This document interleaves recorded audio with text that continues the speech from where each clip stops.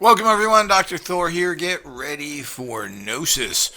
Well, an interesting development I've ran into doing some of my endless amounts of research and listening to interviews. If you listen to lots and lots of information, which few people do, but as a professional researcher, I am always seeking the truth. And you have to spend a lot of time listening to multiple sources of information to find out statements people make, to find out where their true allegiances or belief systems lie. And one of those, of course, is the infamous or famous Stephen Hawking. Now, Stephen Hawking is well known for his theories on black holes, which he's most famous for, which he thinks just disappear over time. They blow up, they shrink, they go away, all these things that are very much into his line of education, which is he's a theoretical physicist. Do you want to sail on a ship that is theoretically seaworthy? I think they called that the Titanic. But the whole idea is that he's been getting a lot of press. I'm not entirely sure why, but he's kind of the golden boy of science, being this disabled, horribly disfigured person who has been able to somehow get by with a lot of help and a lot of money from his school. And of course, he's from the University of Cambridge. At the time of his death, that's where he was. He is British, and he was born in Oxford and died in Cambridge. And apparently, I don't know if they're adopted or not, but he has children, and he was married for long periods of time. But he's the big theorist. Now, Einstein, of course, stated that there were no black holes, that this was nonsense. And of course, a lot of people, we've never seen a black hole. It's purely a hypothesis. That's all it is. It's so-called. I'm not sure if we can actually call it that, but science would call it an educated guess. And I'm not sure how educated they are, considering the foundation of science is so faulty and so ridden with filth and decay that what educated, what expert? So I disagree with that kind of thinking, but the people that society supports, the great society we have with all of our cures and our free energies and no suffering, this society says they are great. But regardless, he is held in high esteem by the scientists. And that's important to know. One of his friends, and of course a person who can get into a lot of areas because of what she is Shirley MacLaine, who met with him and knew him fairly well. And of course, if you're a Hollywood actress, if you're an author of 18 books, have a lot of money, and you're attractive and known to be a little bit promiscuous, you can get pretty much anywhere. And but in general, Hollywood people are able to get everywhere. Everybody wants to know Hollywood people for whatever reason. They're people who are generally uneducated. All they do is pretend. They say things that other people tell them to say. But they have a super high degree of respect. And I like this guy. Who's your hero? But they don't have heroes. They don't do anything. They play parts. It's bizarre, but particularly in American culture with our television, media, movie reality, which is now worldwide, people idolize people that are nothing. But they're kind of like having a special friend, I guess, but I won't go into all that. But needless to say, she could get anywhere she wanted to go, and generally an attractive woman's going to be able to get anywhere she wants to go anyway. You add into that a Hollywood celebrity, because everybody wants to know somebody in Hollywood, and someone who is well known, and you've got a crash bang invitation to go and do everything. So, I'm just trying to lay the groundwork. How would she know him? Why would he talk to her? Well, it's obvious. Everyone needs to know that, and everybody lets celebrities in. And people tend to help rich people for one reason. Oh, you're a rich guy. I'll give you this for free. Well, why does a rich guy need something for free? I don't quite understand that. But, these celebrities who make a fortune and everything else, they go to restaurants and they give them free meals, they give them free drinks. They don't need that. Their pockets are full of money. But that's how the world works. So she was able to get everywhere, and she knew a whole bunch of people. You name it: spiritual leaders, presidents, movie stars. She hung out with Frank Sinatra and Dino, and the Rat Pack, because she was very popular at that time. She's made many movies and got Academy Awards and everything else. So she was friends with him, and of course she reported on an interview that, and I don't know if this, I doubt if it's any of in Hawking's books or other things, and certainly Hawking's wouldn't talk about something different to someone like Sean Carroll or any other physicist. You're not going to sit there and give unusual opinions or thoughts to people that will not receive them well. Who are you going to talk metaphysically with? And who better not to, or who better to talk metaphysically with, I should say, would be Shirley MacLaine, who's got 13 or 18 books written on metaphysics. So, certainly, what else would you talk with her? I don't know if you'd sit there and talk about one of her films, The Apartments, or whatever. Would you? Well, I don't think so. So, I think what would come up is, and she certainly is going to go through the chit-chat, and then she's going to move into the fact of more metaphysical things. So, and let me preface this here. I'm not a big fan of Shirley MacLaine's. I've seen her a couple of times in Hollywood at restaurants. She was really obnoxious there, but I don't know what that means. But the point is that the other realities of that, I don't particularly like her New Age thoughts in general. I think it's overly simplistic, and I don't know how much weight it really carries. But she's, of course, is one of the first people to come out there and write all these books, and she's made a lot of money from this as well. I'm not sure what she's done with that money. I don't know if Shirley MacLaine institutes. I don't know if she gives money to a lot of people. I tend to think this is not the case, but I don't know. And I always have a problem with that, because it seems to be her trip is a big self-centered ego trip.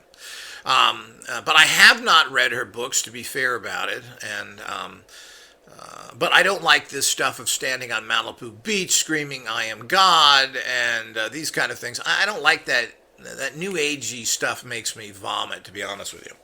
You bring on everything on yourself. I've heard this as a very typical, if you get raped or you get into something, well, you brought that on you because that was a lesson you wanted. She said that about Hawking's, that he brought the disease on him so that he could stay cerebral and not have a physical body to worry about. And she stated this about everybody, that you do this to yourself. Well, I think that's a very simplistic and a very egocentric way of looking at the world and thinking that there's no other factors out there that influence your life when there is all sorts of factors. You have zero free will. You are brainwashed from the day you grow up in your societal structure, from the booby idiots that are your parents that feed you gobbledygook crap right out of the butthole of so-called science and education that is thought to be the nicest smelling feces you'll ever get, and we all believe in it. So, I mean, I don't believe all that. I think there's a lot of things. Now, do you cause certain things in your life to happen? I would think you do to a certain degree, but, trying to go to those levels, I disagree with that. But that's another issue. But with her talkings with Hawking's, and he was a celebrity and very big at certain times when she was out there as well, is that she came in contact with him and they had conversations. And Hawking's told her that he believed he was Isaac Newton reincarnated. And he was this wasn't some off the wall. He believed that he was Isaac Newton in a past life and that he had reincarnated as Stephen Hawking. Now, they apparently had similar birthdays, etc. So there were several things that were similar, and I'm not sure that means anything, but some people think that you come back looking a little bit like the person that you were. And some people come back with scars that they got in past lives. It's all quite mysterious and interesting. Yet it seems to be reincarnation, again, has been proven just as irrefutably personal. There's enough cases that in terms of regular science that there's no doubt that it is real.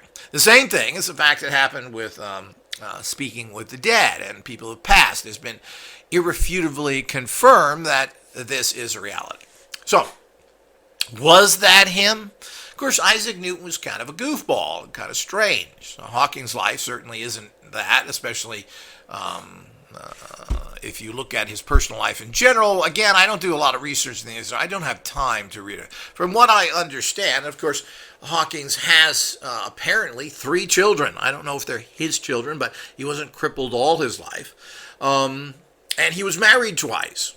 Now, I don't know what Hawkins knows about our little buddy there, but he never married, and he hated women, basically, even though there's or different interpretations that may be going on. But the point is that he was a very odd character, strange character, and very metaphysical, by the way, spending a huge amount of his life researching alchemy and other things. Now, as far as I know, Hawkins did not study those things and showed no interest in that. He also was very much into religious philosophy, which Hawkins is not, as far as I know. So it's certainly, there doesn't seem to be any parallels. If he wants to parallel the fact that of his thinking is similar to Newton's, then I guess you could go into that. But he thinks that's where he got some of his inspirations or direct connections, and that he has now So he's a firm believer. Stephen Williams Hawking, a famous theoretical physicist, is a firm believer in reincarnation. Like so many things out there that you don't hear. Well, what I try and always tell people is that, you hear this kind of negativity to this entire area out there by dumb bunkers, the big mouth slobs, the diarrhea puking opinions that they have. You run into that a lot out there, and they tend to be very verbal, and they have a lot of support, even though you don't really hear from credible people. You hear from the dumb bunkers, the uneducated clown college deviates and military X-types that are out there. But you don't hear from scientists really trying to debunk things. Clown college graduates, Penn. So all these people is what you hear from. But when you really get down to the average person, if you can take them out of the social, because what they've done, and the job of debunkers was to create social pressure to stifle thought. So that people wouldn't even consider this, to keep you in the line with the corporate belief system, so that you kept on the line of paying. Basically, that's what it comes. They don't want you independent. They don't want you healing yourself. They don't want you doing well in life. They want you going to the doctors. They want you following the system, paying your taxes. This is how it all goes. But when you really talk to people away from their social peer group, they tend to all believe in this. I've heard this from a lot of speakers that go out and talk about all these, even to scientific communities. They go out and talk about kind of something, that is not socially acceptable in their circles because it ain't scientific enough. Oh, I didn't learn that in the goofball book I got. But what happens is these speakers, and people have done this, on many occasions to almost any well-known person, is that people will come up to you after being and say, I really agree with you. What you're talking about is, from what I understand, something that is correct and something that makes sense. But they never would stand up in the audience and say that, because they would be generated. So this is the peer pressure that everyone is influenced by. Of course, I wasn't. I used to stand up in class and always say the opposite, but and of course nobody will back you. But the point is that that's how a lot of things are. So the fact that he was more metaphysically based, and that his hero, Newton, who was very metaphysical, spent years in alchemy, writing religious books and everything else, and of course invented his own math so that he could make his equations look good. Calculus, I believe, Newton invented. So what happens when you can't figure it out? Oh, we invent the new math. It makes my stuff make sense. We'll call it stupid math. Oh, no, calculus. Calculus? Calculating? Calculating the calculator?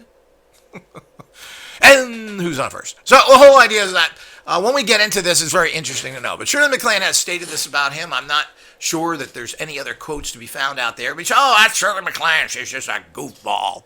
Well, I do agree that this is the case.